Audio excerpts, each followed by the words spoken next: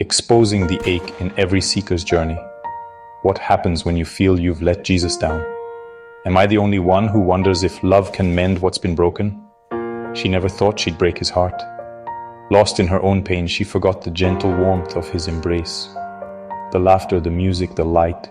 And suddenly she's left with a question that echoes through her spirit. How do you fix a heart so holy? So she tries. She learns to love, not just with her mind, but from the depths of her heart. She lets her spirit guide her, trusting the invisible threads that connect her to him. Unsure, trembling, she pours her soul into melodies, songs stitched from hope, longing, and a wild kind of faith.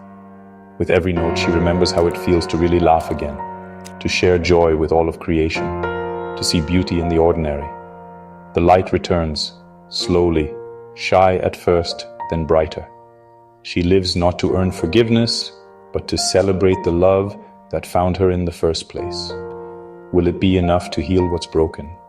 She may never know, but in living, loving, and singing her truth, she discovers something deeper.